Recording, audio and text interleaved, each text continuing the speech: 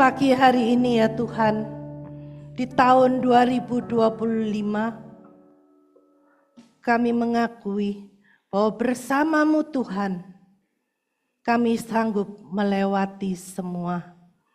Tantangan di tahun ini akan makin berat, tetapi melalui lagu ini kami sudah diingatkan, bersamamu Tuhan, kami sanggup melewati semua. Bersamamu Tuhan, ada mujizat pasti terjadi. Oleh sebab itu, tenangkan hati kami pada pagi hari ini. Di saat kami memikirkan persoalan hidup kami datang kepadamu di rumah Tuhan ini. Mau mendengar penghiburan dari Tuhan. Kami mau datang memuji, menyembah Tuhan. Karena kami tahu Engkau adalah Allah yang penuh kasih. Engkau memberkati, kan waktu ini Tuhan pakai hamba-Mu menjadi saluran berkat, sucikan dan layakkan hamba-Mu. Lidah, bibir, hati, pikiran, Tuhan sucikan supaya hamba dapat boleh menjadi saluran berkat. Terima kasih Tuhan, di dalam nama Tuhan Yesus kami berdoa dan mengucap syukur. Amin. Silakan duduk Bapak Ibu Saudara. Kita akan pujikan terlebih dahulu.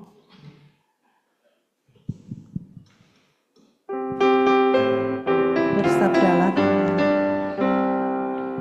Bersabdalah Tuhan, kami mendengarkan.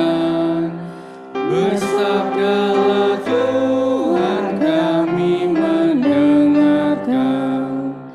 Kuatkanlah kami dan hiburlah kami. Kuatkanlah kami dan hiburlah kami. Terima kasih, silakan duduk.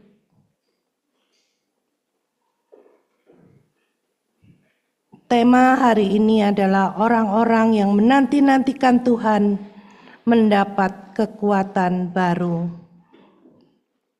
Shalom. Selamat tahun baru bagi Bapak, Ibu, Saudara-saudara yang dikasihi Tuhan. Ya, puji Tuhan kita semua bisa melewati tahun 2024 dan memasuki tahun 2025. Dengan sukacita tentunya ya. Dalam malam pergantian tahun, yaitu tanggal 31 Desember, saya enggak tahu Bapak Ibu ada di mana, ya. Pasti semua orang menunggu ya, pergantian dari tanggal 31 Desember malam ke 1 Januari 2025. Di kampung juga bakar-bakar, sampai di Kalimanis juga mungkin bakar-bakar ya. Ini apa? Bukan bakar rumah ya, bakar jagung kah, bakar kambing ya. Untuk semua bersukaria, ada pertunjukan kembang api kalau di kota-kota besar, entah di kampung ada juga ya. Pertunjukan kembang api, semua menunggu pergantian tahun. Semua sepertinya keluar dari rumah. Mungkin ada yang di dalam rumah tapi sedang sibuk menyiapkan makanan yang enak, spesial karena mau pergantian tahun ke tahun yang baru. Nah, ya semua disiapkan, semua bersukacita sepertinya akan masuk ke tahun 2025. Dan tanggal 1 Januari semua saling mengucapkan selamat tahun baru ya dengan sukacita. Dan semua orang dengan senangnya ya udah masuk tahun baru dan mempunyai pengharapan masalah yang lama yang ada di tahun 2024 tidak ikut masuk ke tahun 2025. Masalahnya tertinggal gitu ya. Kemudian kita sudah masuk 2025 kayaknya dengan hati yang lega gitu. Pengharapannya seperti itu. Tetapi ya, selama orang hidup di dunia ini, beban hidup tuh selalu ikut. Walaupun berganti tahun, tetapi ada tantangan, tetap ada. Pergumulan tetap dibawa masuk di tahun yang baru. Ya, beberapa hari sebelum memasuki tahun baru, dalam berita itu ada seorang wanita muda yang naik kapal feri mungkin dari Banyuwangi mau ke Bali. Dia lompat dari atas laut. Dia tidak nunggu tahun baru. Dia sudah kehilangan akal, kemudian kehilangan pengharapan. Dia lompat ke laut dan meninggalkan anak yang masih balita di kapal feri. Kalau dia bisa masuk kapal feri berarti sudah bayar kan? Ya, dia sudah punya tujuan sebenarnya. Tetapi di tengah perjalanan kapal feri itu dia lompat. Nah, banyak orang yang tadinya sudah menahan tetapi tidak bisa. Dia lompat. Karena apa? Karena putus asa. Karena tidak tahu pergumulan hidup ini bagaimana menyelesaikannya. Tetapi puji Tuhan, kita mempunyai Allah yang hidup, yang melalui firman-Nya memberikan pengharapan yang pasti, memberikan sukacita dan kekuatan bagi kita semua. Baik yang muda, yang tua, ya, yang masih kuliah, kerja, semua, atau yang sudah pensiun. Ada firman Tuhan untuk kita semua. Mari kita bersama-sama membaca dari Yesaya pasal 40, mulai ayat 27 sampai yang ke-31. Yesaya pasal 40 ayat 27. Mengapakah engkau berkata demikian, hai Yakub, dan berkata begini, hai Israel, hidupku tersembunyi dari Tuhan dan hakku tidak diperhatikan Allahku. Tidakkah kau tahu dan tidakkah kau dengar? Tuhan ialah Allah kekal yang menciptakan bumi dari ujung ke ujung. Ia tidak menjadi lelah dan tidak menjadi lesu. Tidak terduga pengertiannya. Dia memberi kekuatan kepada yang lelah dan menambah semangat kepada yang tiada berdaya. Orang-orang muda menjadi lelah dan lesu, dan teruna-teruna jatuh tersandung. Tetapi orang-orang yang menanti-nantikan Tuhan mendapat kekuatan baru. Mereka seumpama Raja Wali yang naik terbang dengan kekuatan sayapnya. Mereka berlari dan tidak menjadi lesu. Mereka berjalan dan tidak menjadi lelah. Firman Tuhan ini adalah ucapan dari Nabi Yesaya bagi bangsa Israel.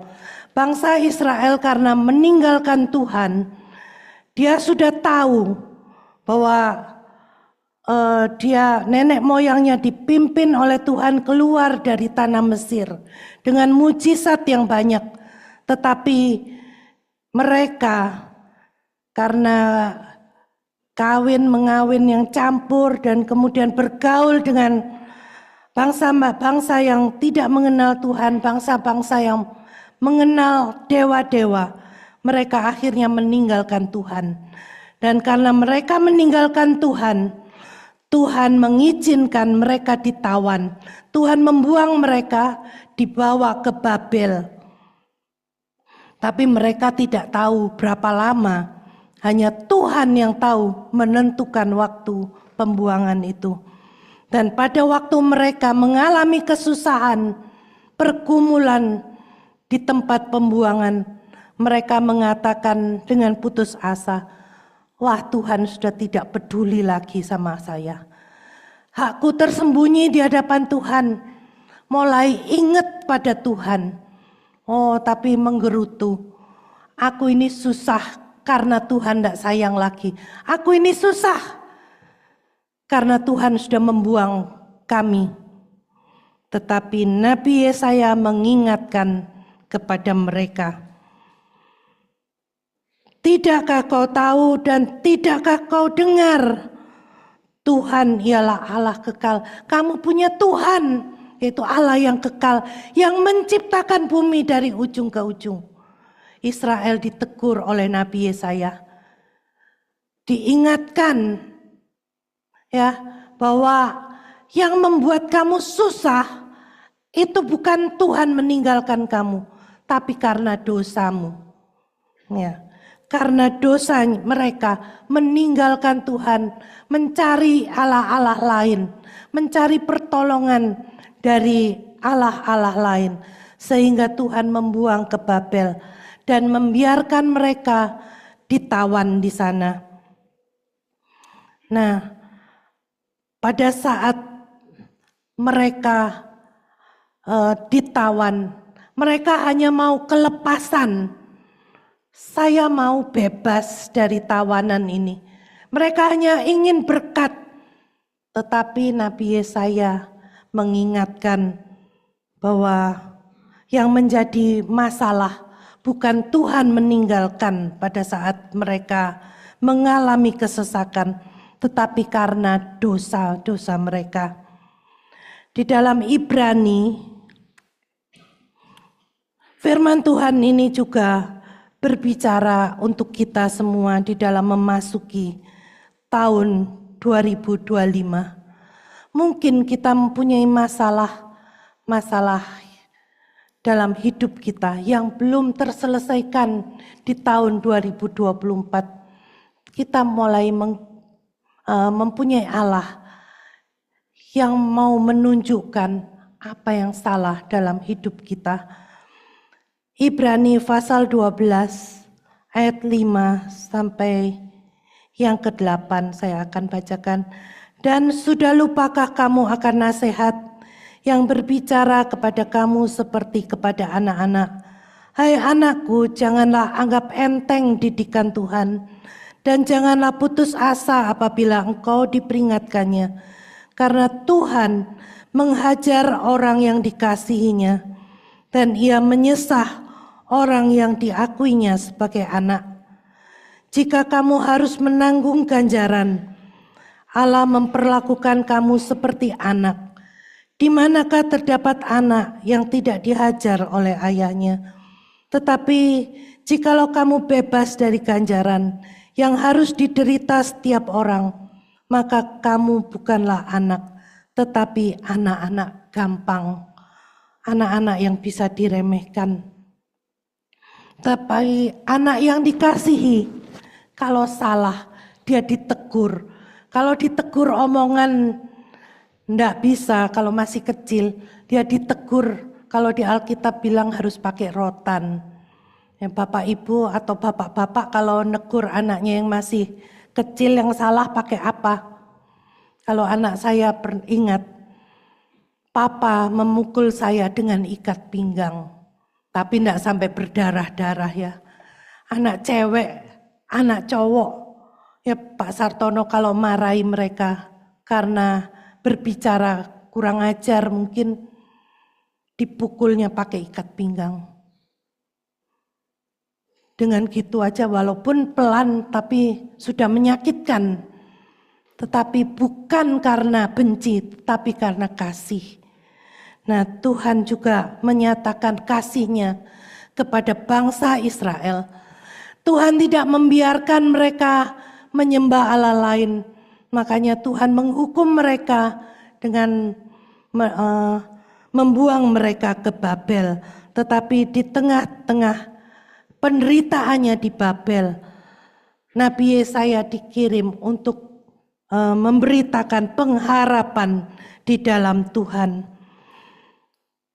Melalui firman Tuhan, kita juga diingatkan mungkin banyak masalah yang kita hadapi di tahun 2024 karena kesalahan kita.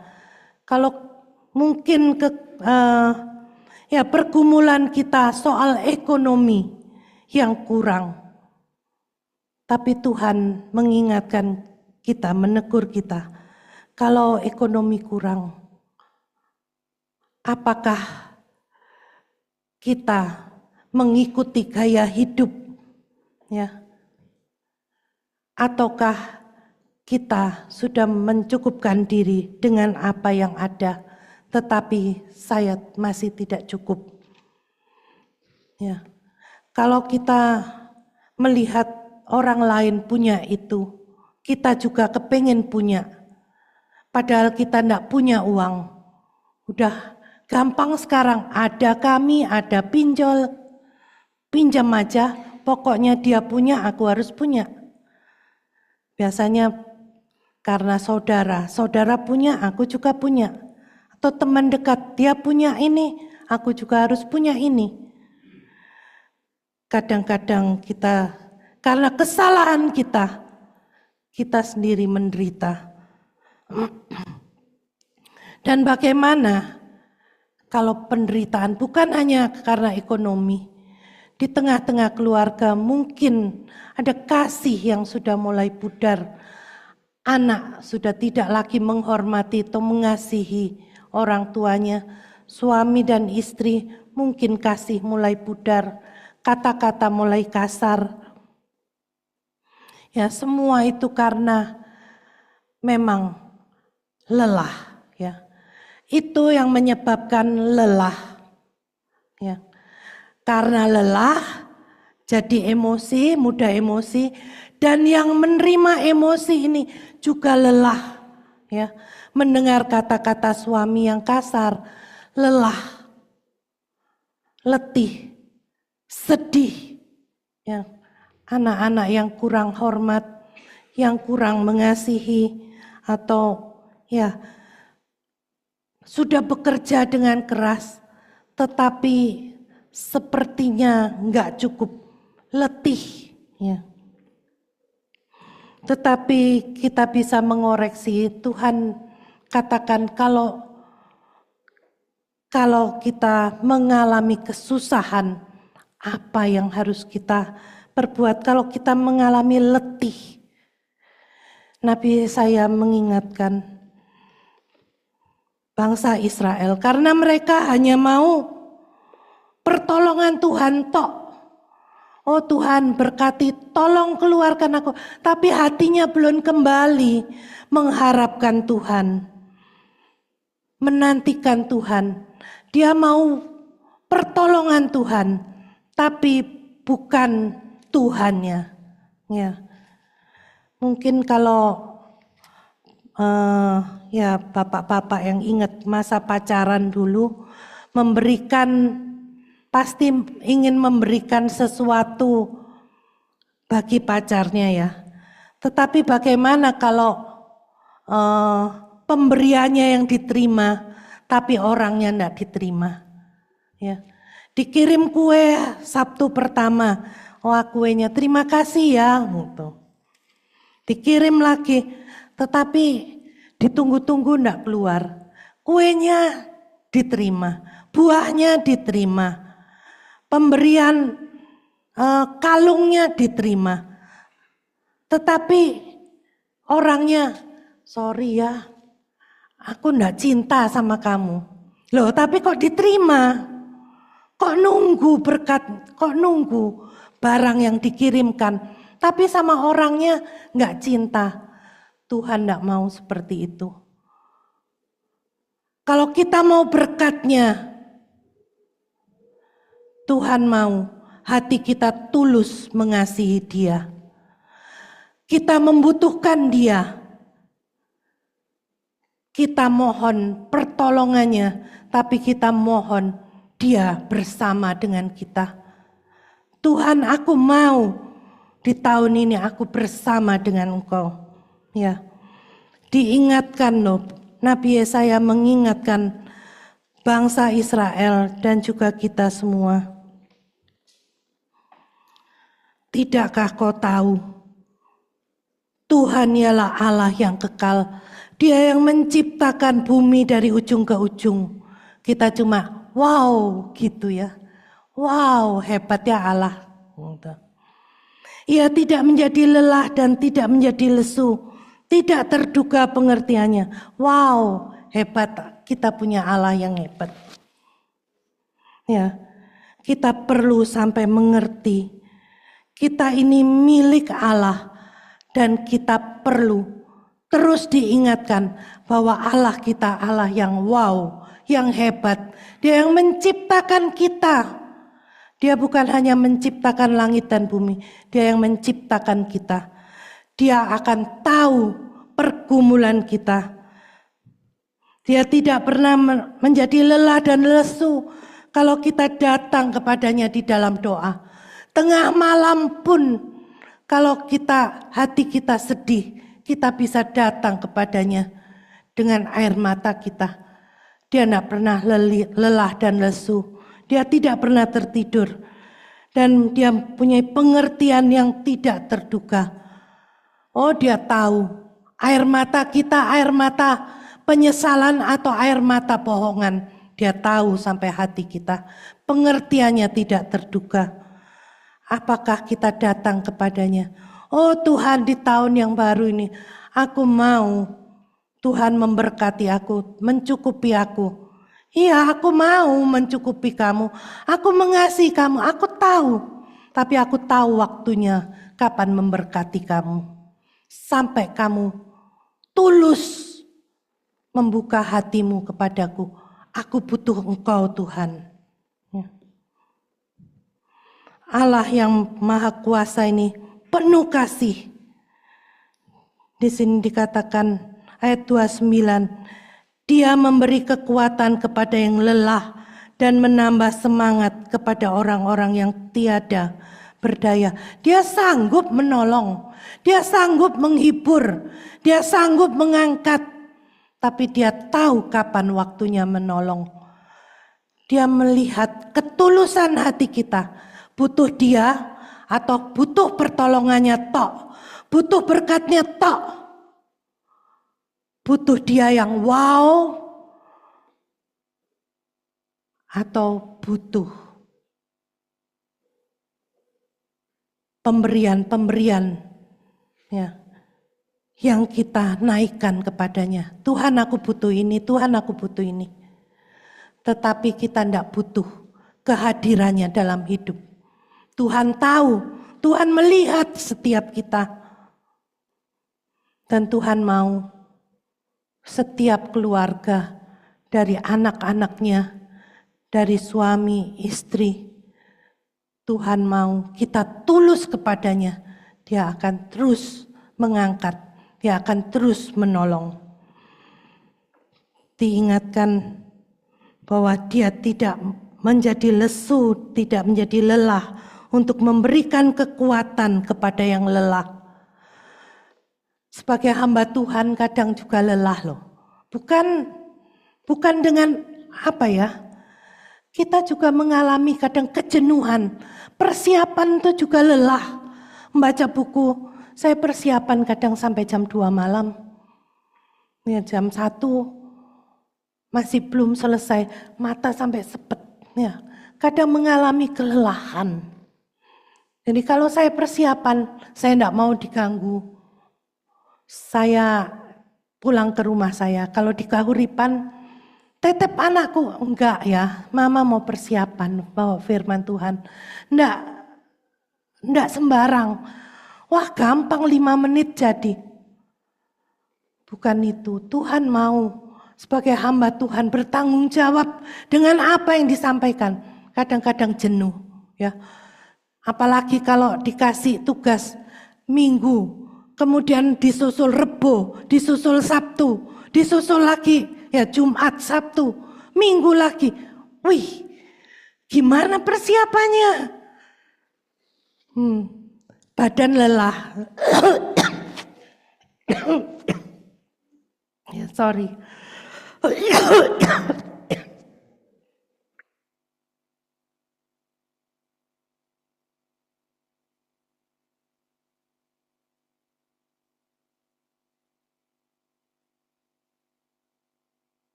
Kita mempunyai Allah yang sanggup memberikan kekuatan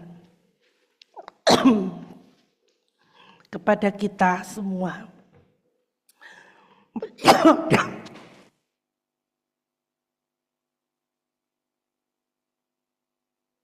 Hamba-hamba Tuhan yang di sini yang melayani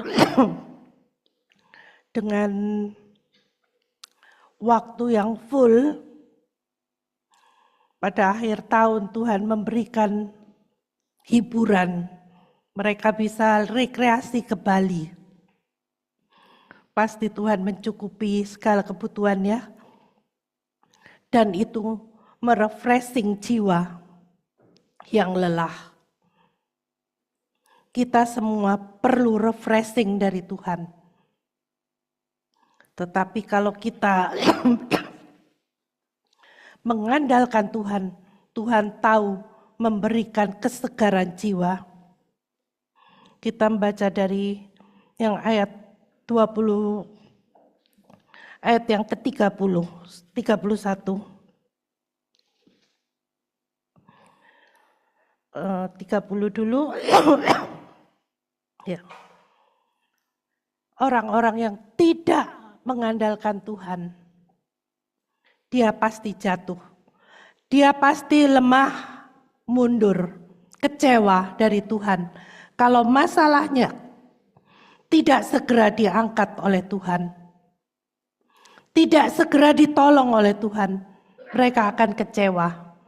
Tetapi orang-orang yang mengandalkan Tuhan, ayat 31, orang-orang yang menanti-nantikan Tuhan mendapat kekuatan baru. Mereka seumpama raja wali yang naik terbang. Dengan kekuatan sayapnya mereka berlari dan tidak menjadi lesu. Mereka berjalan dan tidak menjadi lelah. Orang-orang yang menantikan Tuhan bukan hanya berkat-Nya, dia akan mendapat kekuatan baru. Sekalipun tetap menghadapi tantangan,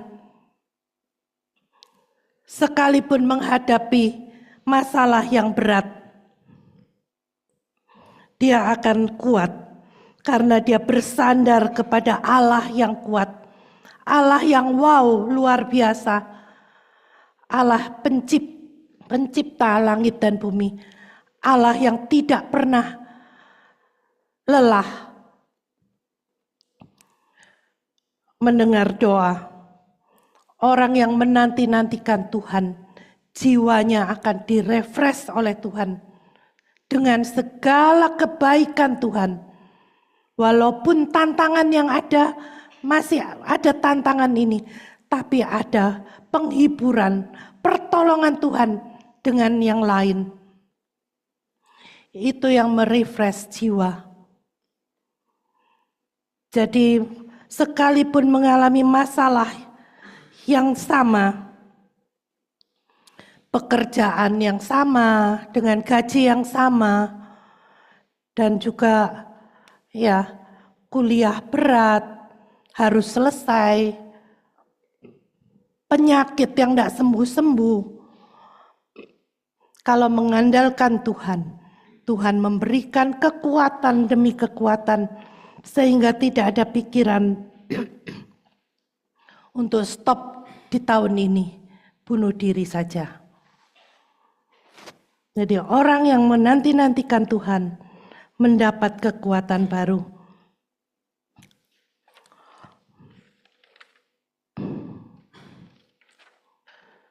Orang yang selalu rindu terhubung dengan Tuhan melalui doa, pujian, dan firman akan terus dikuatkan. Saya mau tanya Bapak Ibu, punya lagu pujian favorit? Pujian rohani ya, jangan pujian dangdut yang bukan rohani. Ya. Apa ada pujian atau lupa semua? Ya. Saya teringat Pak Saiman kalau ditanya apa pujian yang diingat, wonten panglipuran. Saat dia sakit, saat dia sedih, dia nyanyikan wonten panglipuran. Kita harus punya satu pujian yang kita ingat, yang menguatkan hidup kita. Baiklah kita sebelum kita berdoa, nyanyikan dulu, itu menguatkan iman kita, merefresh jiwa kita. Ya. Karena tanpa kekuatan dari Tuhan, kita semua lelah. Orang Kristen, orang non-Kristen mengalami pergumulan yang sama. Apalagi tantangan di tahun 2025. Tadi di depan pintu sudah Bu Jones sama Bu Sri sudah membicarakan bahan makanan yang mahal. Ini sudah naik, harga bawang merah, bawang putih. Ya, akan kena PPN 12,5%, entah apa aja. Kita butuh Tuhan atau berkatnya? Kita mau berkatnya tok atau Tuhannya? Kalau kita butuh berkatnya tok, Tuhan tidak jawab-jawab. Di sini dikatakan orang-orang yang menanti-nantikan Tuhan mendapat kekuatan baru. Orang yang menanti-nantikan Tuhan, Tuhan akan bawa dia mengatasi masalah, melihat bahwa Tuhan yang besar, dia akan buka jalan. Kita akan naik seperti seumpama Raja Wali yang naik terbang. Dengan kekuatan sayapnya mereka berlari dan tidak menjadi lesu. Mereka berjalan dan tidak menjadi lelah. Saya mau menyaksikan tentang Tasya. Anak saya. Ya, anak saya Tasya. Sampai saat ini dia masih mengalami sakit, nyeri di kaki seperti orang yang disilet-silet. Sekarang bukan hanya kaki tapi juga tangan yang sering bengkak dan juga nyeri sekali. Dia terus pakai obat. Sudah lebih kurang 15 tahun dia sakit ini. Pertama didiagnosa Guillain-Barré syndrome, kekebalan tubuh yang menyerang syaraf. Kemudian setelah itu Tuhan sembuhkan, dia lewat lumpuh, tapi Tuhan sembuhkan. Ya, dia masih belum sembuh kakinya. Kemudian setelah 5 tahun, 6 tahun tidak sembuh-sembuh. 10 tahun, kok Tuhan tidak sembuhkan aku, Tuhan tidak sayang aku. Ya, dia pernah sampai karena sakit, dia mau lari masuk sekolah Alkitab. Pikirnya, ya walaupun belum ada panggilan Tuhan untuk dia, aku masuk aja sekolah Alkitab, mana tahu di sekolah Alkitab sembuh. Ternyata tidak sembuh, akhirnya juga dia dikeluarkan. Nah, dia hanya fokus minta kesembuhan. Dia katakan, Tuhan, Engkau tidak sayang aku. Sudah cukup, sudah 11 tahun aku sakit. Aku mau mati aja. Lebih baik Tuhan angkat nyawaku, mati aja. Dia coba bunuh diri dengan menyilet pergelangan tangannya. Tapi tidak sampai terlambat ya, dia tertolong. Dan akhirnya dia sadar. Ya. Aku ini bukan hanya butuh Tuhan, bukan butuh pertolongannya aja. Aku ini butuh Tuhan.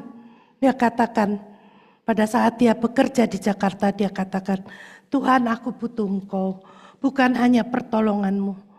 Dan sampai saat ini dia di Amerika, dia tetap mengalami sakit. Tetap dia berobat ke rumah sakit. Dia tetap ya tangannya bengkak, tangannya baru dioperasi, kakinya dioperasi, tetap tidak sembuh. Dia katakan, aku butuh Engkau Tuhan, aku butuh kekuatan-Mu. Kemudian dia memperbarui komitmennya kepada Tuhan. Dia ikut komsel, dia baca saat teduh, ya, dia persekutuan dengan Tuhan, dia ikut retreat, dia mengisi jiwanya. Kemudian Tuhan menguatkan dia lewat apa? Tuhan belum menyembuhkan, tetapi jiwanya disegarkan terus oleh Tuhan. Dia mendapatkan rumah sakit yang gratis. Dengan ya ngurus sedikit, terus rumah sakit gratis. Sulit untuk mendapat gratis karena bukan warga negara Amerika. Dia baru datang waktu itu. Dia mendapat pengobatan gratis.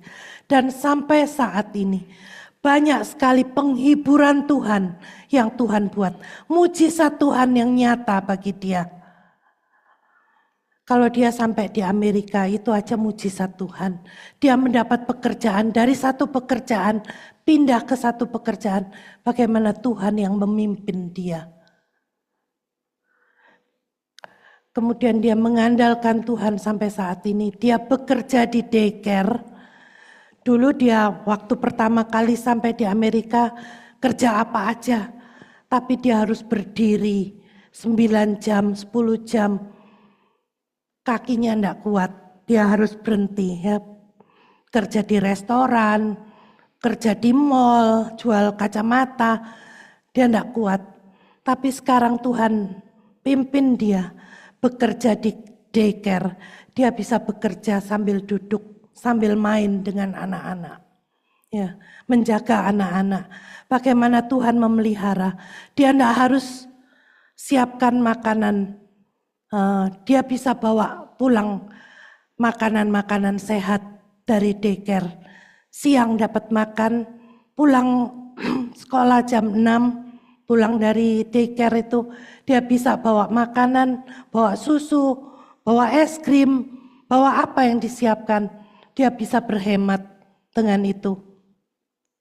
Itu penghiburan Tuhan, merefresh jiwanya dengan berkat yang seperti itu. Dia tidak lagi ngomel dengan sakitnya.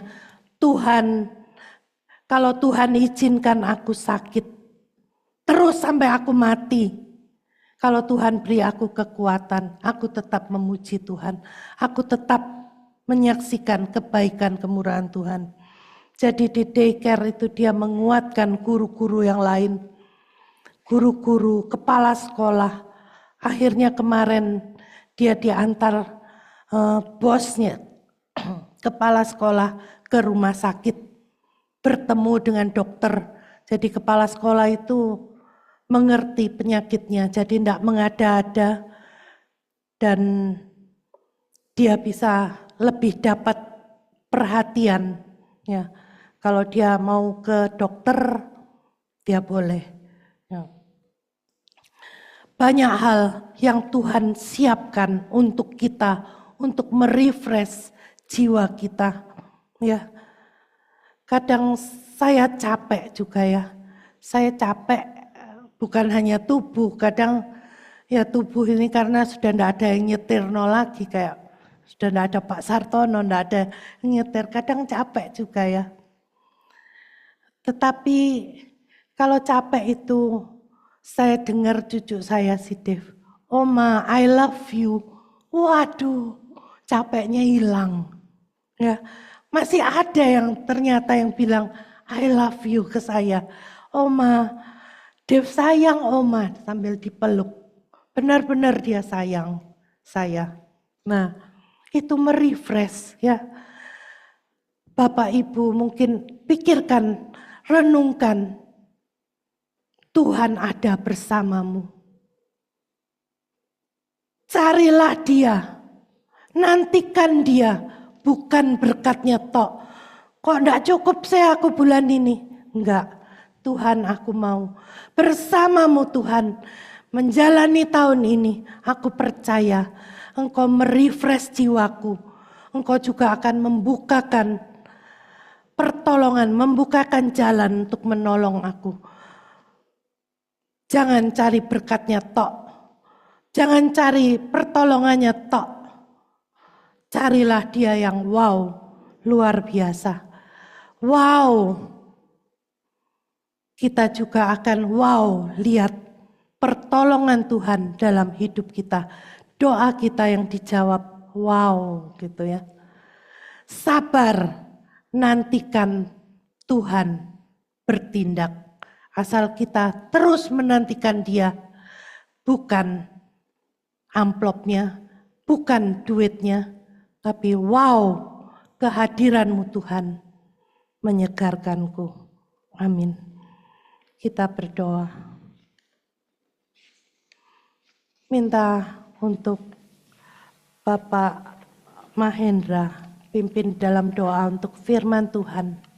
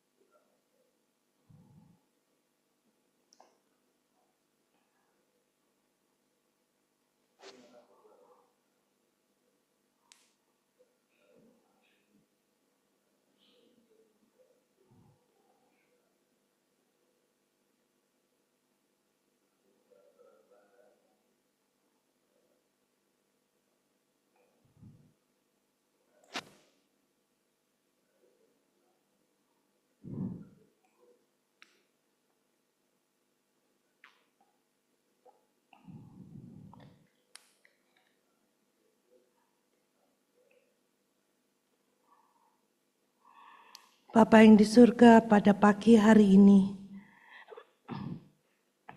kami berdoa untuk semua jemaat misi Aletheia. Tuhan, mereka yang lemah kiranya Tuhan kuatkan, baik lemah imannya atau lemah tubuhnya, Tuhan berikan kesembuhan. Dan kami berdoa kiranya di tahun yang baru ini kami semua boleh bertumbuh di dalam Tuhan, makin mengasihi Tuhan, makin menantikan Engkau dalam hidup kami, supaya kami menikmati janji-janji-Mu. Kami berdoa untuk jemaat yang sakit, yaitu Gayatri. Tuhan, Engkau pulihkan anak-Mu ini, dan biarlah Gayatri boleh menikmati akan kasih anugerah-Mu, Engkau memberkati pekerjaannya. Kami berdoa untuk anak-anak-Mu yang masih kuliah atau bekerja di luar kota. Tuhan, Engkau memberikan kekuatan, kesehatan kepada mereka. Tuhan, Engkau menolong anak-anak kami, dan biarlah anak-anak kami boleh berjumpa dengan Tuhan secara pribadi dan menikmati pertolongan-pertolongan Tuhan yang nyata. Terima kasih ya Tuhan. Kami berdoa juga untuk Ibu Marta yang berulang tahun tanggal 31 Desember, Bapak Sugeng yang berulang tahun tanggal 1 Januari, juga Priscilla yang berulang tahun tanggal 2 Januari, dan Donna yang berulang tahun pada tanggal 5 Januari. Tuhan, kami bersyukur bahwa Tuhan menambahkan usia bagi mereka, dan biarlah di tahun-tahun ke depan mereka juga merasakan akan kehadiran Tuhan dan mereka merasakan pertolongan Tuhan. Terima kasih Tuhan, memberikan kesehatan kepada mereka dan pengharapan yang baru di dalam Tuhan. Terima kasih Tuhan. Kami mau menyerahkan gereja-Mu tempat ini. Engkau memberkati baik hamba Tuhan yang melayani dan juga semua majelis yang ada. Biarlah Tuhan tetap berikan kesehatan bagi kami untuk kami boleh bersama-sama melayani di tempat ini dan melihat bagaimana Tuhan membawa jiwa-jiwa untuk datang kepada Tuhan. Terima kasih Bapa. pada pagi hari ini juga kami berdoa untuk Pak Rio, Ibu Mona, Engkau memberkati mereka. Juga Rena yang sedang berada di Jakarta, Tuhan berkati. Biarlah kehadiran Pak Rio di tengah-tengah keluarga itu juga memberikan sukacita, kekuatan bagi keluarga yang ada di Jakarta. Terima kasih Tuhan, Engkau memberikan kesehatan baik bagi Pak Rio, Ibu Mona, juga Rena dan Oma Kana. Terima kasih Bapak, kami menyerahkan doa kami hanya di dalam nama Tuhan Yesus yang telah mengajar kami berdoa. Bapa kami yang di surga, dikuduskanlah namamu, datanglah kerajaanmu, jadilah kehendak-Mu di bumi seperti di surga. Berikanlah kami pada hari ini makanan kami yang secukupnya, dan ampunilah kami akan kesalahan kami, seperti kami juga mengampuni orang yang bersalah kepada kami. Dan janganlah membawa kami dalam pencobaan, tapi lepaskanlah kami daripada yang jahat, karena Engkaulah yang punya kerajaan, kuasa, kemuliaan sampai selama-lamanya. Amin.